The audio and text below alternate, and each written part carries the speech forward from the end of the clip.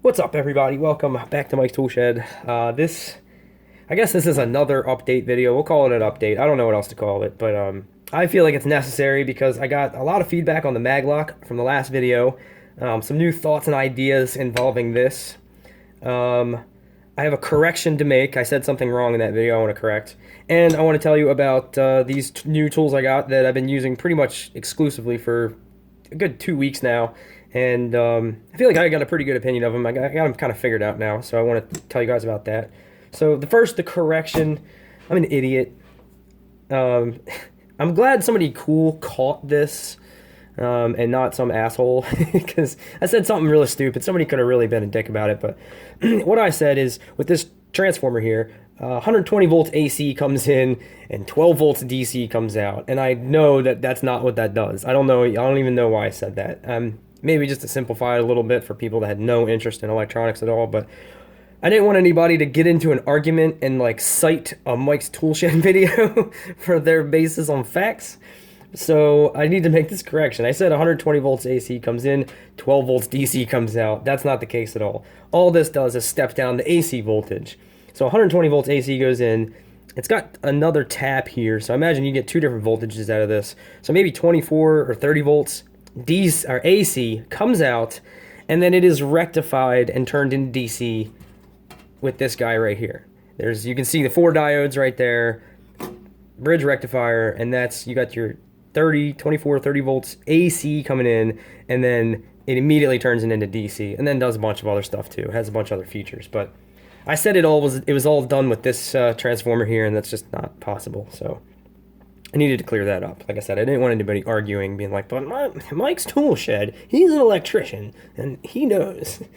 But thank you it was a younger guy a second year apprentice guy, I forget your name, man, but thank you. A real dick could have been the one to catch that, and, it's just nicer to get a pleasant, like, critique instead of, you're an idiot, jump off a bridge, so that's the correction. The Maglock, the deal with the Maglock, oh, good Christ, Jesus.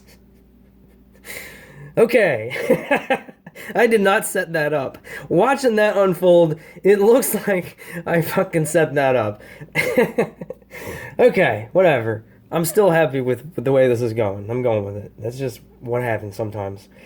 With the Maglock, I got a lot of feedback, some emails, some comments, and I got some more ideas on how I'm going to integrate this into I'm going to kind of build like a whole security system around this. And it's going to be really excessive for the shed. It's going to be kind of ridiculous. It's going to be kind of a stupid, maybe waste of parts and material. But like I said, this stuff was going in the dumpster. I'm going to try to acquire some other parts, a keypad, maybe even a thumbprint scanner if they aren't too expensive. But I was thinking about actually how this operates, and how I was thinking that when I first turned it on, that it was going to create this big magnetic field around it. And I think that's not the case, because it took till I was about a quarter-inch away before it grabbed it and it wouldn't come off. Like, it would not. Even putting it on the edge like that, it was on there really tight. I think what is happening here instead is it's just got dozens of smaller coils. So instead of one big electromagnetic coil that would create a big, strong, single magnetic field, I think it's a bunch of little coils that create little magnetic fields that all put their forces together on one big fat chunk of steel, and that's where the 1,200 pounds of force comes from. So it's a smaller magnetic field, but it's spread out, and it's just as strong as maybe a single. I could be wrong on that. Somebody go ahead, correct me on that too. But that's just my thoughts. And I'm never really going to find out, because this thing's epoxied in there really good. I would like to cut one open and actually see how it's constructed, but this one's going in the service. Yeah, and I found some different peripherals I can use with this, and it's going to be interesting. It's going to get excessive and stupid, but it's going to be really functional and cool, and probably end up being really cheap, if not free, for the whole thing. It's just going to be a fun project, so look for that to come. And the tools. So I've been using these a lot. I've been really trying to find, situations.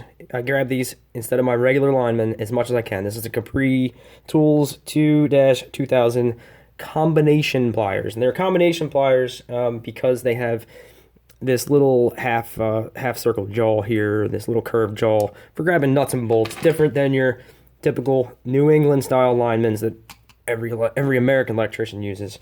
And a commenter told me a lot of Europeans use this. So somebody's like, "Hey man, let me see your linemen." And I'll be like, "Oh, actually, sir, these are combination pliers. They're pretty big in Europe, so you know it's a European thing." No, I'm not going to be like that about it. I may not actually use these every day. They may just not be what I'm looking for every day. But the only thing that I don't like about them is that the head is narrower. So if regular lineman pliers had a little bit of a curved jaw feature in the back there, because you really can't grab a nut for shit with these. It just doesn't. It just the angles of the jaws, and it just doesn't want to work. That's where you can break like a 1/4 20 nut or even a 3/8. You can put a pretty big nut in there. So I like them, and I can tell that they're really well made. I thought maybe that it was just a look good on the shelf kind of tool. There's those tools that look good, and you get them home and they turn out use them for a couple weeks and they turn out to be crap. But these, I feel like the quality and the forging and the finishing on this is just as good as Klein or this brand. Channel lock. They're just on point. They've been holding up really well. Once they got broken in, that pivot point broke in, and I can say it's got a good design there. I find that that's a really good design. A big pin, a large pin, very close to the bottom of the cutters. Gives you a lot more leverage than some of the cheaper brands that don't take that consideration. And forged in Japan. That's kind of cool. I've heard that, Japanese steel tools, they make good forging. So my first, I think this might be my first Japanese tool, but I really like them. I think they're good. I don't know if they'll replace my lineman pliers, but they're good pliers. And I think they're $25. Not crazy. If they were less than $25, for $15, you're not going to get an awesome set of pliers. But for $25, I think they're really good. Screwdrivers too. I thought maybe that these were all show, no go. They were just fake looking good screwdrivers. I think they're actually good screwdrivers. They're like if you can see like the Workforce. This is just like paint on the end. They just painted it black to make it look like it was hardened. Not the case here. The tips, they fit in the screws really good. Handles are good. I like the handles are comfortable. They're good. Flathead has these ridges. You can see there's ridges in there. So they've just been working good. They're good screwdrivers. I don't think they're the best screwdrivers ever, but they're awesome for the price. 8-piece set they have in the foam case or the plastic hard plastic case. One's $40, one's $50. I think the $50 one's the one in the foam. You pay a little bit more. At least that's the Amazon prices right now. But I think they're good, solid screwdrivers. And they got the hole in the end, so you can really crank on it. The Klein stubby, ratcheting stubby. If you've seen any of my older videos, I've mentioned that I didn't like ratcheting screwdrivers. But if anything I'm going to have, it's this. It actually came in really handy today. There was some really crappy designed recessed lights, and they had these little 1/4-inch hex screws that were like impossible to get to with a regular screwdriver to adjust the recessed light.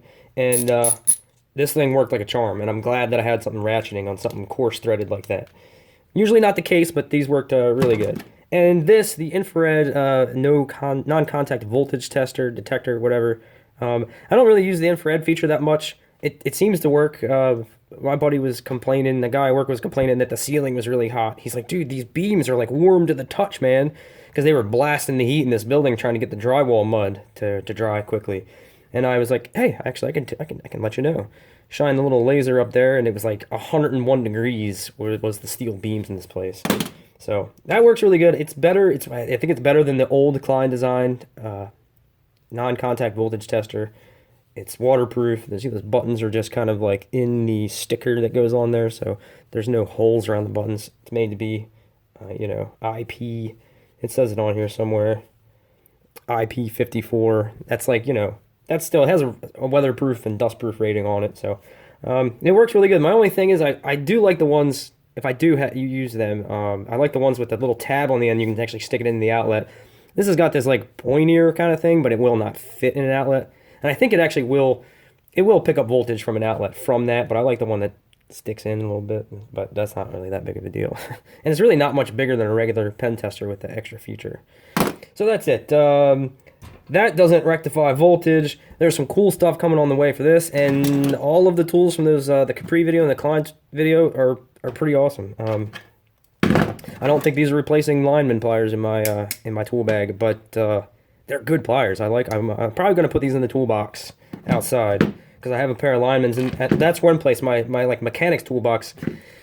And linemen's don't usually do that well. When I do grab them, they usually aren't doing the trick for what I need to do like mechanically. And I think these are going to be a good option. So that's it.